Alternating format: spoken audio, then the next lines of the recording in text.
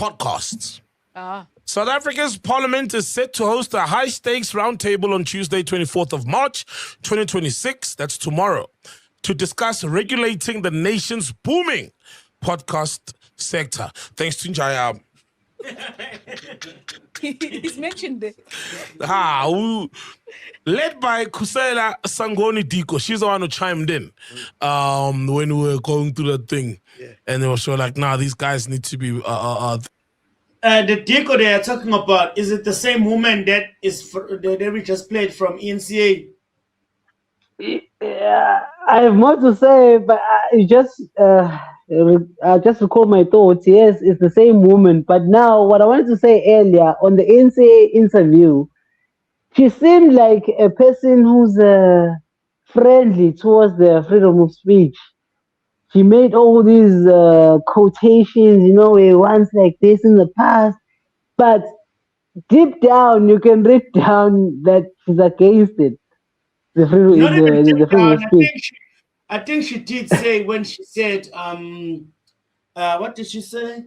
She said that South Africa has a history of censorship, and she didn't have a problem with that. But now they're about to censor us. Okay, let me continue. Yeah. She's one of my favorite MPs. She always speaks sense, except for now. The committee aims to balance public interest protection with the rapid growth of digital creators' economy.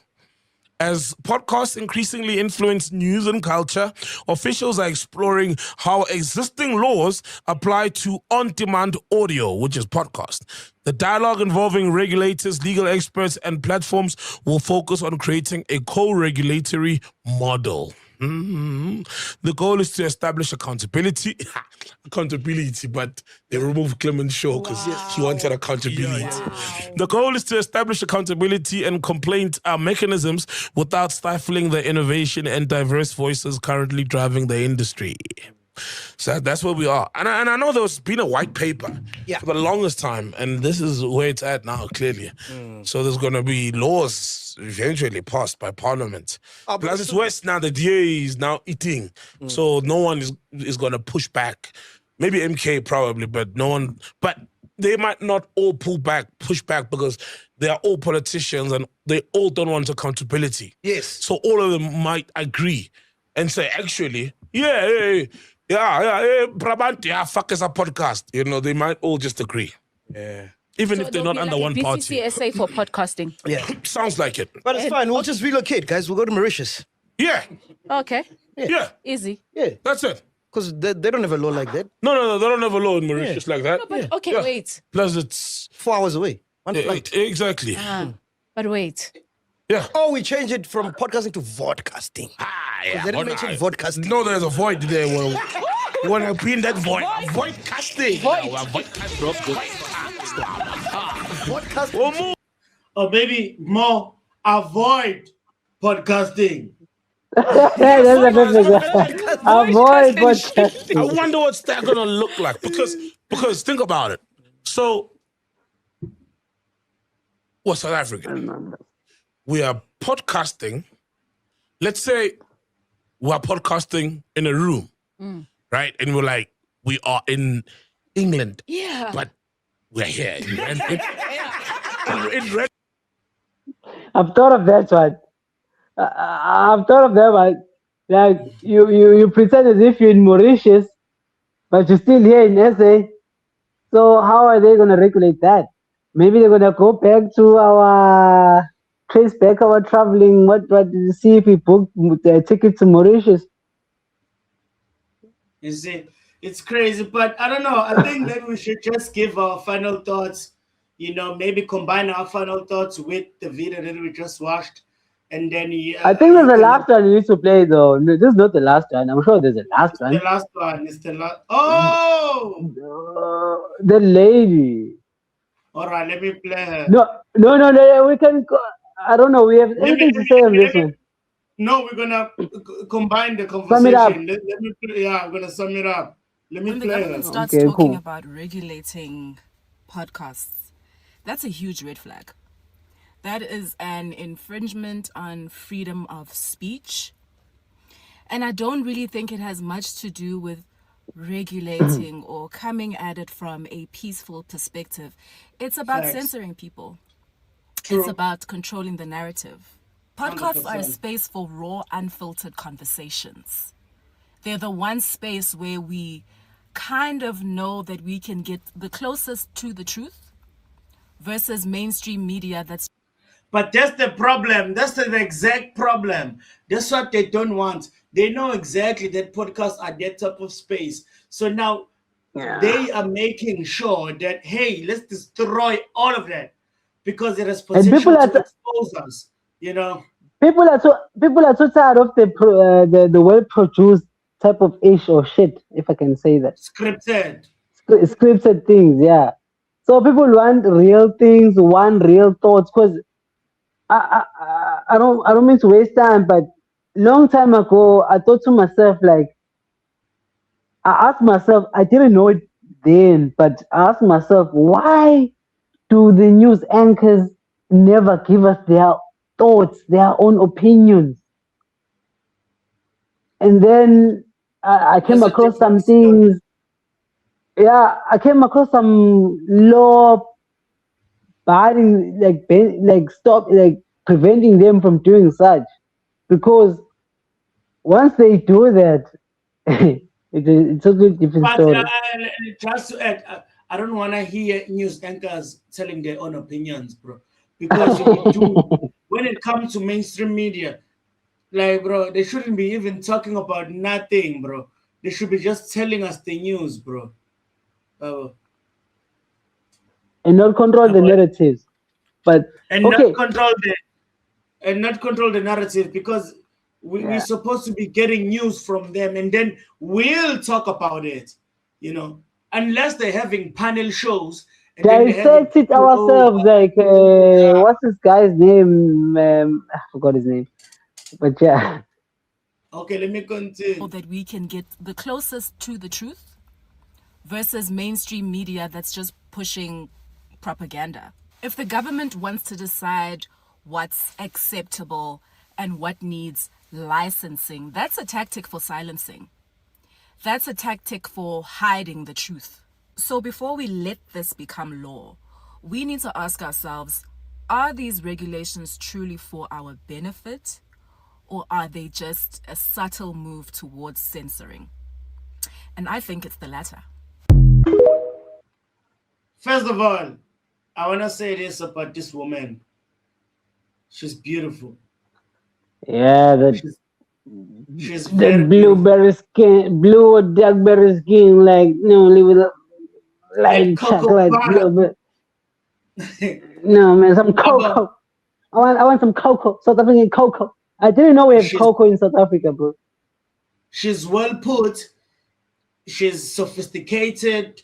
You know, she deserves to be held down, to be protected, you know, to be loved, you know, to have children, to be a wife, and then have a whatever prosperity. You know what I'm saying? Because it's very rarely that you see a woman speaking the truth, you know. But when she's speaking the truth, I'm very proud of her. You know what I mean? Because I don't. There was no agenda. She was just on the main subject. Yeah. Focused. You know, addressing the main issue. Because sometimes they tend to, you know. Because most of the time when I see women online, I see booty and titties. You know, that's the woman that I see. You know, most of the time. So when I see a woman on social media that is got a good head on her shoulders and, you know, is a human, you know what I mean? Just a human being type of thing. I love it, you know. So and yes, I do agree. We'll give her a title, a logical female thinker. Or maybe just a logical thinker. Minus the female. So, you know, so I don't get to be sexist. Yeah, because I think she deserves to be treated like a human, because she's truthful. You know what I mean? I don't know. There was no agenda there. She's a liar in her life, whatnot. But at this particular point, she was just stating facts, and she sounds like she's a facts stater. Yeah. So yes, my point would be that I do agree with her, and I think we've been saying this, that is censorship, and the most part that the part that I agree with her the most is probably her saying that this is a tactic, because it is a tactic. It's 100% a tactic, and I've been mentioning that even when we spoke in private, not online. I've been saying that it's just a plan, it's just a tactic, it's just what they. I said that most of the time, if it's the government involved or the powers that be, what they're gonna use, they're gonna put out something as controversy, so that people, when they receive it, they receive it as controversy, and then when they go about it, it's gonna seem as if it was their own decision. I even made an example with alcohol or even drugs. Drugs are promoted as bad, bad for you. They're gonna kill you, all those things. But guess what? People are taking drugs. We want to try them.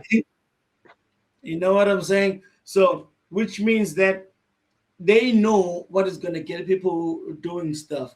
You know what I'm saying? So, they do this tactic. So, if you tell people that, this thing is that, whatnot, and push it out as a bad thing, people are going to be, you know what? Let me do that. And then you're going to find a lot of people supporting censorship out of nowhere. And I'm telling you, you're going to find them, But I do agree with the sister. I disagree with the sister that was on the ENCA platform. But overall, my point is, let's not let them do this to us.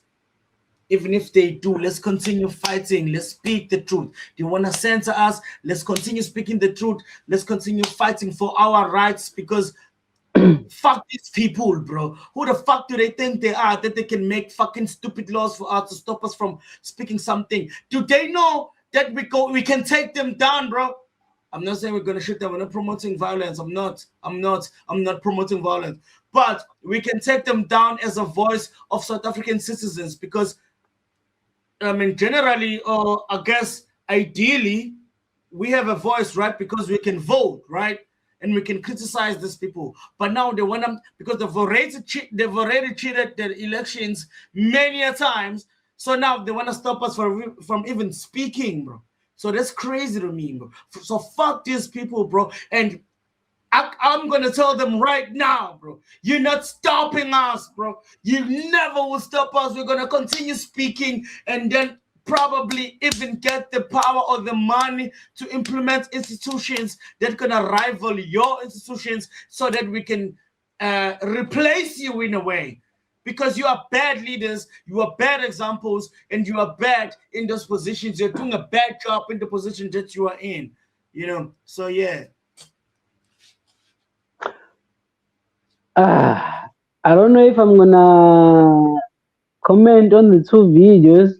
But the first thing I can say about the lady, something Tico, I'm not well versed on this, but you remember during the COVID-19 days, there was a scandal. I don't know what her husband did, but she sort of stepped away because her husband was allegations again. Okay, let me just say, because they think we just say things, so let's use the word allegations.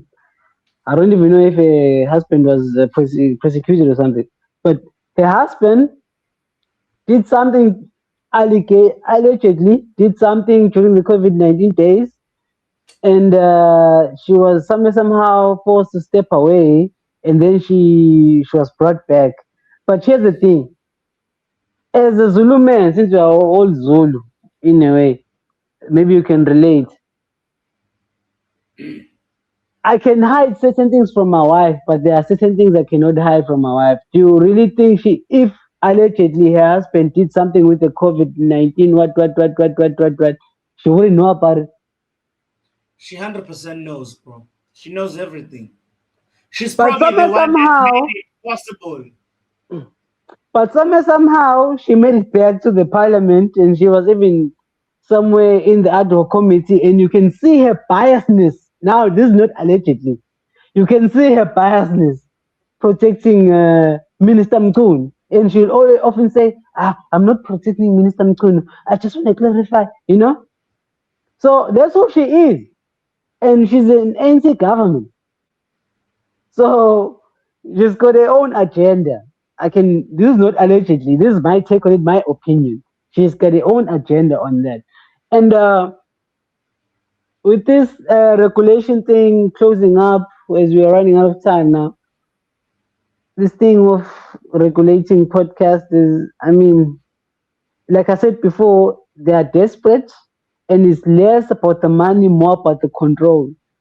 They don't want us, since now we are into the space, so I will count us as well. They don't want us to speak our mind. And the moment you don't speak our minds, the moment our freedom of speech is prohibited, or is English that's a God, I'm not sure even if I'm using the correct name. English is not my home language. So I'm sure you get what I'm trying to say. But the main thing, this entire thing, all these videos we've been reviewing and reacting to, the main thing is, as much as South Africa will be regarded as the giant of Africa, like, how are they judging that? That's what they're saying. But us, South Africans who stay here in South Africa, me and you, I'm not going to get into deeper with this. We are educated. Not PhD level educated, but we are educated. We did our share of what's required of us, what some of us, people like us, are told to get educated. You will get jobs. We did the right thing. We ticked all the boxes they wanted us to tick. They told us as leaders to do. And look. And then they told us at the end, it doesn't matter.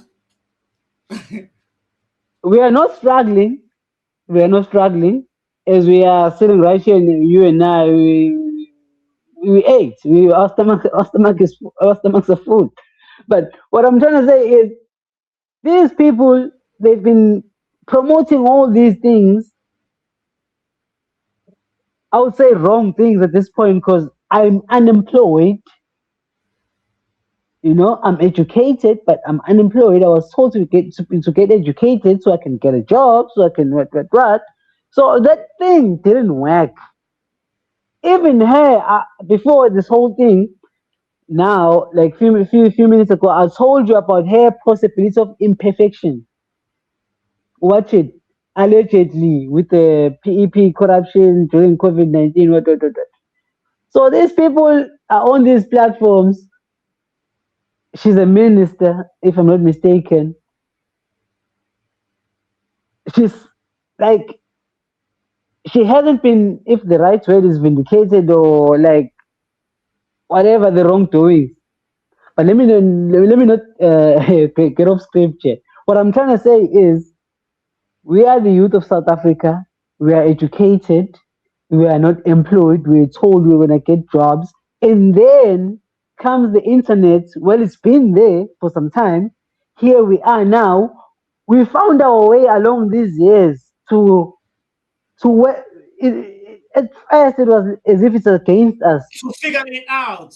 Yeah, we were figuring out this internet thing, and we have. They failed to provide us with funding of any sort.